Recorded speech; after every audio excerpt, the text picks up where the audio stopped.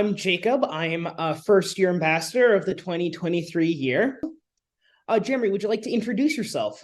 I'm Jeremy Siddall. I'm District Vice President of TD Agriculture Services in British Columbia. A bit of background, I've been in agriculture lending for 20 years, progressively working up roles. I originally started as a salesperson at another bank and then moved over to TD and then progressively went into more leadership roles as it went. My family were farmers in the Maritimes in New Brunswick, and that's where I initially developed my interest in agriculture lending when I became a banker. It's really interesting to hear. I have a couple of questions I just want to ask you. As you reflect upon your career, could you tell me a story of a high point, a time you felt most alive, most impactful, or most successful in terms of contributing to your community? Yeah, for sure. It's actually a pretty recent event. It was the floods that happened a few years ago. I was actually traveling. I was in the Lower Mainland working on the Sunday when the floods first began, and was trying to get back was significantly difficult, especially with the border closed in the U.S. I ended up having to go all the way up to Pemberton and travel across. But then as soon as I got back, it was trying to realize how this was impacting clients, especially in the Lower Mainland. And what I really enjoyed the most about being a leader with TD was how quick we reacted, especially we had a significant amount of clients underwater in the Sumas Prairie, and immediately put everything on interest only for those clients. Within less than 24 hours, we'd reached all our clients to ensure that first off that they were okay, and second off asking what we could do. We've heard afterwards from other industry partners that we were one of the fastest to go out and reach out to our clients. So that meant a lot to me that we were able to do that. And then we donated a significant amount to the Agriculture Council, which was handling disbursement to help out a lot of these farmers. And during that time as well, we realigned a lot of debt and provided a lot of support to our existing clients. And that was definitely a high point, and not too long ago. Awesome. That sounds like a experience, to say the least. It sure was. Thinking of your company's contribution to the community, how do you feel that supporting 4-HBC has helped you make a difference?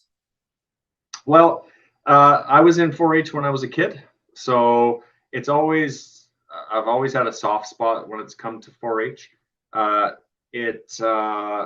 I've pretty well made it known to most of the small little 4-H groups across the province. Usually when I'm meeting clients and I see kids running around, I ask if they're in 4-H.